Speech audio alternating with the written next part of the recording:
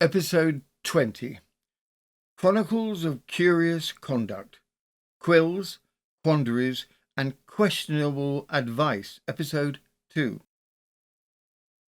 In today's episode, we go back in time to letters posted from the past. Today, our self-appointed sages tackle real letters from the past with wisdom, wit, and the occasional total misunderstanding. You've been warned. Brace yourself. Letter 1 from the Weekly Magazine, 1859. Fatima says dancing and dress are her greatest delights.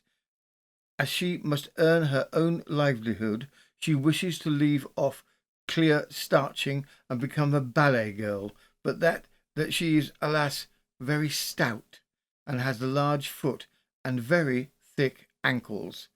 She asks for a recipe to make herself thin and her legs slender. Robin advises, Fatima, a woman after my own heart, dancing, dresses, resentment of laundry. I applaud your desire to twirl dramatically for money rather than starch other people's bloomers. It's a career upgrade and a cardio routine. Now, regarding your sturdy proportions, firstly, I must object to your phrasing.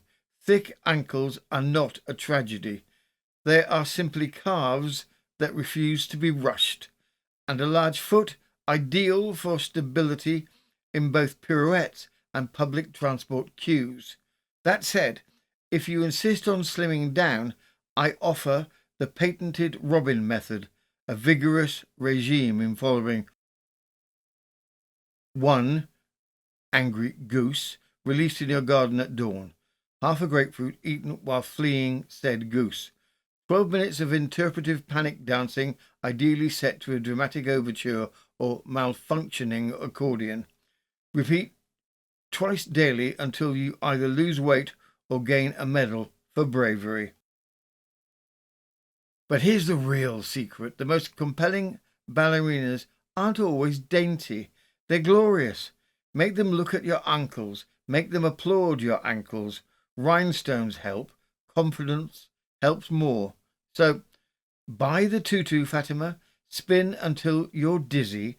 And if anyone criticizes your physique, accidentally kick them with your magnificently reliable foot. Yours in both tulle and rebellion, Robin. Letter 2.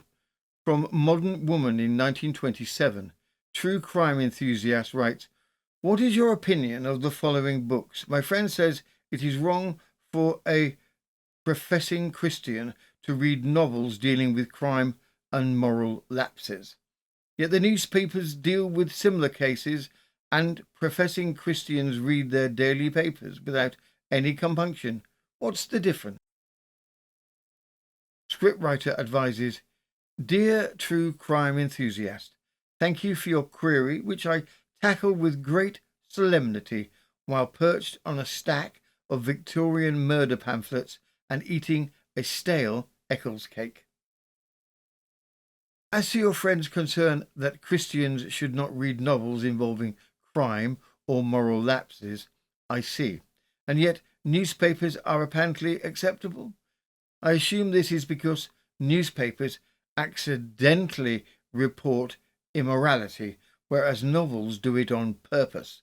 And as we all know, premeditated sin is much worse than casual journalistic depravity. Frankly, I find this line of reasoning suspiciously convenient, if I may offer a brief comparison. Murder in a novel equals corrupting filth leads directly to jazz music. Murder in the newspaper equals important social awareness best consumed over toast. I must gently observe that many respectable texts, including those read aloud in pews across the land, contain scenes of betrayal, peril, sudden nudity, and the occasional plague. Quite riveting, really. In such episodes, are spiritually manageable when sandwiched between hymns and custard creams. Then a moderately questionable novel ought not to endanger the soul, unless, of course, it includes both adultery and a footnote, in which case I can only suggest moderate fanning and a cool drink. My personal recommendation: continue reading what you like, then fold the book into a newspaper jacket when your friends visit, and feign deep concern about the agricultural subsidies in the editorial section. Yours, in moral confusion and grammatical precision. Letter 3. From a modern woman in 1953. Confused writes, I'm 18 and know a very nice boy. The trouble is, I'm scared of losing him because he says I'm a prude, but I've always been told that self-control is important. Colin advises, oh dear, confused? First, let me say that I too have been labelled a prude simply for refusing to remove my cravat during a heat wave. We mustn't let the casual use of the word sway us. People throw it around far too easily these days, often just because you didn't want to take your trousers off during a picnic. Now then, if this young man truly thinks affection is measured by the loosening of your corset faster than you can say custard slice, then I fear he may be less a romantic partner and more of a badly folded beach towel. Superficially appealing, but disappointing when actually sat upon. Self-control is important, unless you're in charge of the wine at a vicar's garden party, in which case it's absolutely crucial. And let's be clear, any chap worth your time will admire your principles, not pout because you haven't flung them aside like a soggy sock. Love is not a pressure sale. You are not a discontinued kettle. If he calls you a prude again, I suggest smiling sweetly and telling him you're waiting for someone who knows what to do with a lady and a lemon syllabub. That should sort the sheep from the slightly undercooked goats. Letter 4. From Mirabelle, 1956. I shall go to the ball, writes, my fiancé and I are planning to go to a big charity ball in London, and I've been terribly thrilled about it, having always lived in this small country town. As it would be impossible for us to get home, he has booked hotel accommodation for the night. My father is horrified, and Mummy terribly worried about what people will say. We have high principles, and my fiancé and I see nothing wrong in the plan. Great Aunt Edna advises, my dear, firstly, how marvellous it that you're going to a charity ball. I once went to one in 1911 that involved 4 earls, a rather handsome fireman, and an unfortunate incident within the canopies. I digress. Now, let us be clear. There is absolutely nothing improper about booking respectable accommodation after a respectable evening out. Unless, of course, one books a sort of hotel where the receptionist winks and asks, 1 room or 2, madam, in which case, flee. Your parents, I suspect, are not so much alarmed by your virtue as by the neighbours' capacity for creating embroidery.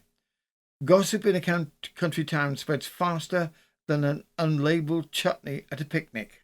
One must respect their fretfulness, but not allow it to shackle one's joy.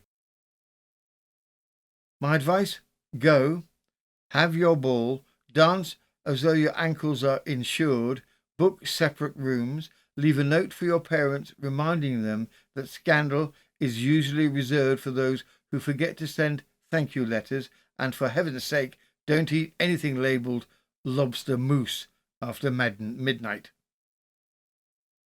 Until next time, dear correspondents, may your letters be legible, your dilemmas slightly ridiculous, and your advice givers only mildly unqualified.